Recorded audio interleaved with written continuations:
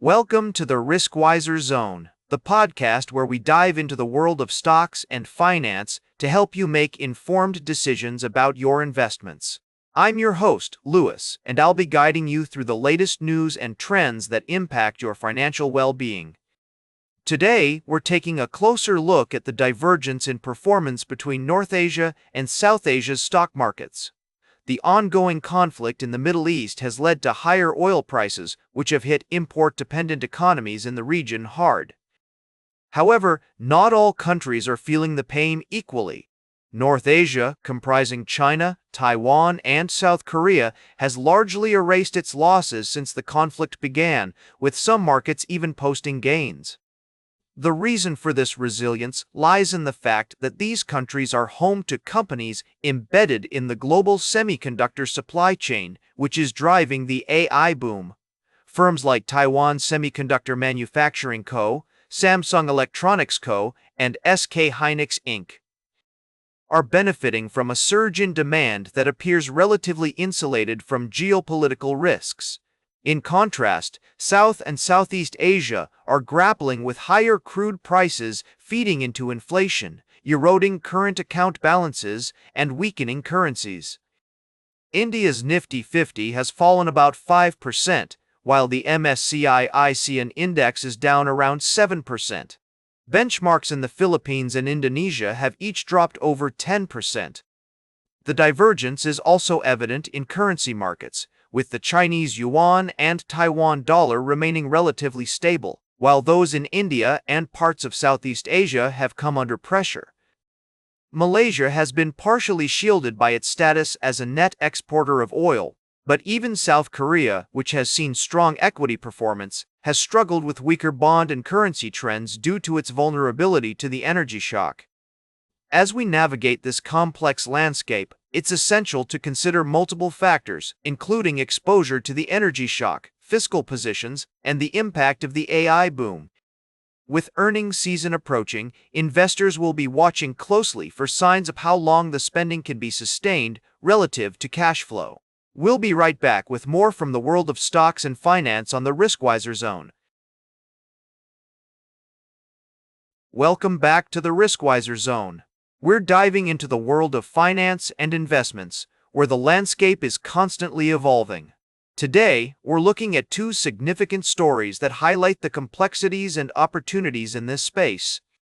First, let's examine the challenges facing India's tech industry, particularly with regards to the impact of AI disruption on major players like Infosys and Tata Consultancy Services. The recent earnings reports from these companies have shown a mixed bag, with some experiencing significant declines in profits due to increased competition and margin pressure. This trend is not unique to India, as tech companies worldwide are grappling with the challenges posed by artificial intelligence and automation. However, the Indian IT sector, which has been a mainstay of the country's economy, is particularly vulnerable to these changes. On the other hand, we have the story of Amba Auto Sales and Services, a company that's taking a different approach to growth through its SME IPO. The issue, which opened for subscription today, aims to raise Rs 65 crore and will be used primarily for working capital requirements and expansion. What's interesting about this story is the absence of any gray market premium, suggesting cautious sentiment among investors, particularly in the SME segment, where listing gains have become less predictable in recent months. It's essential to note that both these stories represent different facets of the investment landscape. While the tech industry is navigating the challenges of disruption, companies like Amba Auto are exploring traditional routes to growth through public listings. As investors, it's crucial to stay informed about these developments and consider multiple perspectives before making any decisions. Welcome back to the Riskwiser Zone. Today, we've been exploring the intricacies of global trade and the impact of geopolitical events on markets. As we wrap up this episode, let's take a closer look at how China's imports are surging due to its reliance on cutting-edge technologies linked to artificial intelligence. China's government has pledged to open up its domestic market to imports, and it seems this strategy is bearing fruit. The country's imports soared 23% in the first quarter of this year, compared to the same period last year, with exports climbing 15%. This surge is largely driven by China's need for advanced chips and manufacturing equipment to fuel its AI ambitions. The global boom in AI investment, forecast to reach $2.5 trillion this year, has created a significant driver of trade in Asia. While China has emerged as the world's largest supplier of AI-related goods, it still relies on imports of critical technologies, especially advanced chips. Taiwan and South Korea are benefiting from this trend, with both countries reporting surging exports to China in recent months. However, it's essential to note that this growth is not without its challenges.